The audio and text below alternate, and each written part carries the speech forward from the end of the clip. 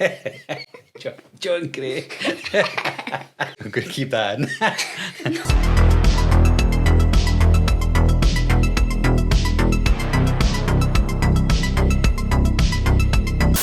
Hi guys, my name is Barry. And I'm Jack. And welcome to the channel. Now, I've got my son with me today because what we've decided to do is we're going to be doing just mini reviews of all the X-Men universe movies. That includes all the X-Men films, all the Deadpool films, and the one New Mutant film, or it's called The New Mutants, that we've never seen. None of us have seen that one. Jack hasn't seen most of the X-Men films, which is good because he's watching these for the first time, whereas I have seen them all. I've actually saw most of them at the cinema, apart from X-Men 1, X-Men 2, and The New Mutants. I don't think I've seen that one at the cinema, but everything else I've seen at the cinema. So, and it is the second time watch for me for some of these films because I haven't seen them for years, and because of the new or the newish now release of Deadpool and Wolverine, I've decided to go back and rewatch them all. And what better person to watch them with than Jack? Now, you might recognise Jack. He has been on the channel a couple of times, my son. And he's back again, first time as a teenager. How does it feel to be part of the channel, Jack? Brilliant, absolutely brilliant. There you go, it's brilliant. And now Jack's a big fan of not just Marvel films, but comic book films as well. Yeah. Out with the Marvel universe, like so not Marvel films, what's your favourite, as you remember, what's your favourite non-Marvel comic book movie? Like a DC film or something? Probably The Dark Knight.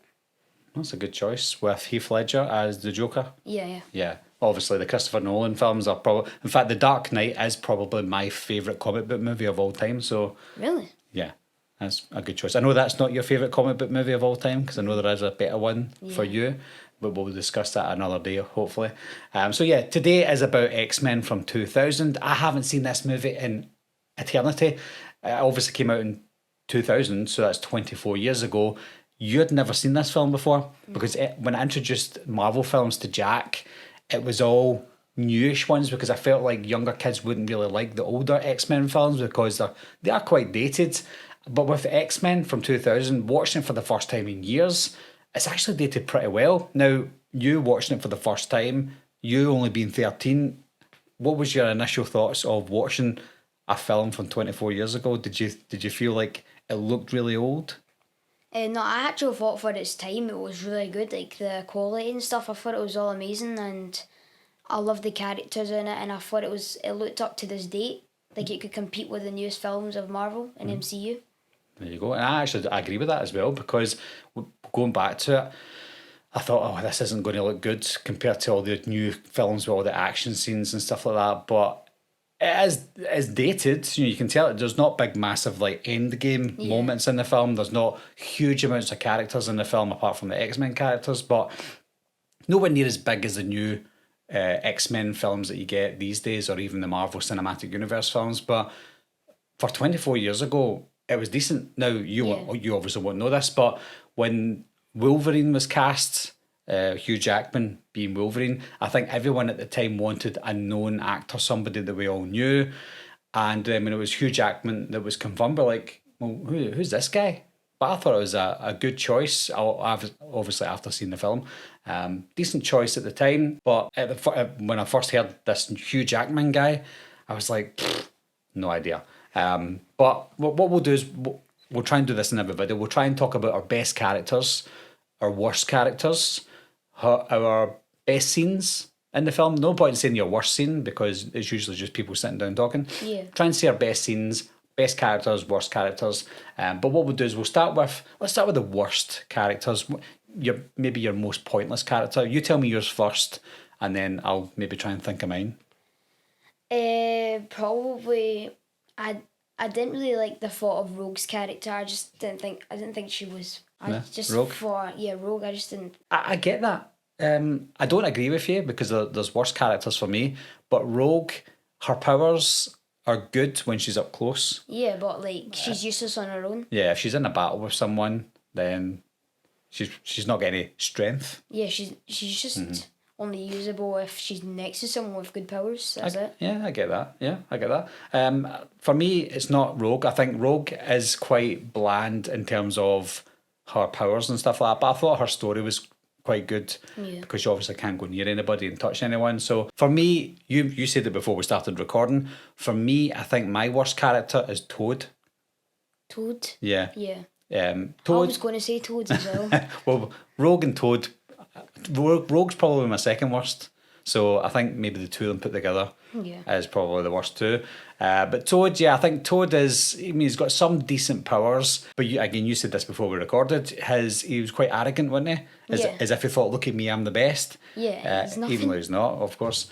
He was played by Ray Parks, who played Darth Maul in The Phantom Menace. So he's obviously got a background of stunts and stuff like that. So he's everything that you see in the film, he probably done on his own. He's done his own stunts, and I think he's good for that. But character-wise, I don't think he was interesting enough. And although he had some decent powers like his tongue and the acid kind of stuff, and he can jump about, he's not really any match for what we would call, what's the levels? What do they call levels again? Class. It looks like he'd maybe like a class 2 or something like that. Maybe not class 1, but nowhere near class 3, 4 and 5, but yeah, I just don't think he was that memorable, to be honest. Yeah, same. Right, let's move on to our best characters in the film. Now, I think, going back to X-Men, there's a lot of really good characters in it, but it was hard to kind of pick who our favourites were. So I'll go to you first then. Who's your favourite character? Before you say it, it doesn't have to be someone with the best powers, and it doesn't have to be someone with the best backstory. It could be one or the other, it could be both. So, on you go. Yeah. For me, it's got to be Magneto, probably. Some people would probably disagree. Some people might say that it's Wolverine, but seeing in this movie that Wolverine's no match for Magneto because Wolverine's literally got metal inside of him, Magneto can do anything with him because of his powers. And I love the fact that there's like metal all around us and he's like really strong and he can control it all and stuff. And I think he's just a brilliant character to introduce in the first X-Men.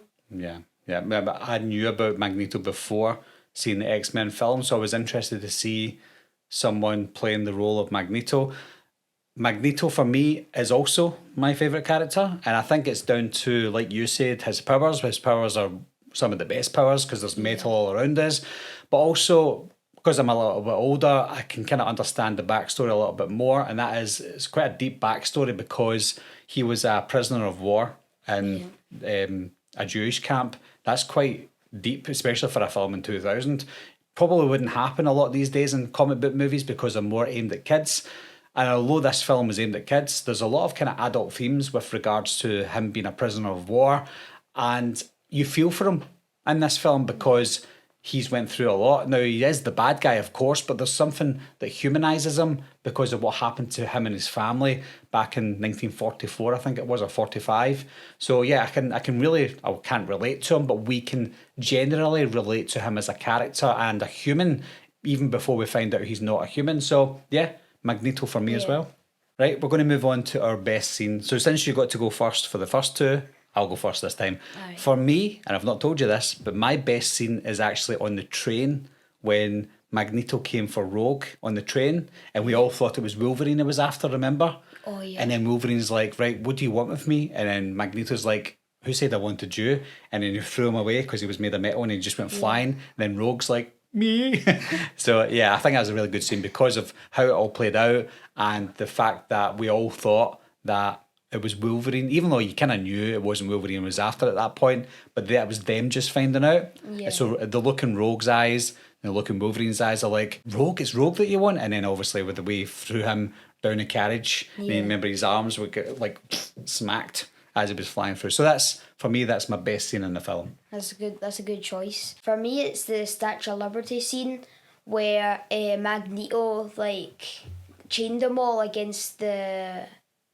Well, like the wall inside the wall inside and the fire thing, and like the way that he put them in the like these weird positions, like Wolverine fingering his claws here and like like that, and took off Cyclops the glasses and put it next to John Grey. What's her name? Jean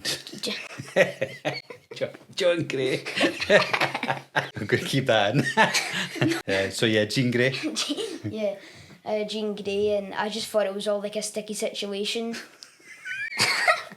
What? It was a sticky situation but they got out of it, and in the end, they saved the day. Yeah, but in that scene also, Storm could have used her powers, remember? But then Magneto said, try using your powers in here, because it will create like an electrical current, and everybody would get electrocuted if Storm used her powers as well. So literally nobody could use her powers in that, so that was quite smart. Yeah, that's why I love that scene. Yeah. So lastly then, what do you think overall of the film? Bear in mind that it's 24 years old. Yeah. Overall, I think it was really great, especially for its time, and I think it was a perfect start to a series of films that obviously will probably do better in the future. So yeah, overall I think it's really good. Yeah, I agree. I think everything that you said. I think for its time, 24 years old, it's aged pretty well. Yeah. I'll say this now, it's not the best X-Men film, but it's certainly not the worst. I think there are worse X-Men movies in this franchise, which you will see. But yeah, great start to the series. So that's our quick thoughts on X-Men, guys. We will be doing 13 more, I think there's 14 X-Men universe films, and then we'll be doing a 15th video if we can on ranking all the X-Men films. But so far so good with the X-Men movies, because we've only seen one so far. So thank you to Jack for, I nearly forgot his name there. Thank you to Jack for coming on and doing this collaboration with me. It's always good to not just do horror all the time. Sometimes I like to do some comic book stuff, so no better person to do it with than Jack, because he is young and the younger audiences would probably get what Jack says, whereas I don't. So yeah, we can kind of bounce off each other. So thanks a lot for watching, guys. Thanks for subscribing, and we'll see you soon. Bye. Bye. Meeting adjourned. I'll be right back. What are you waiting for, huh? Coming to get you, Barbara. Ever played Skin the Cat? Someone's in the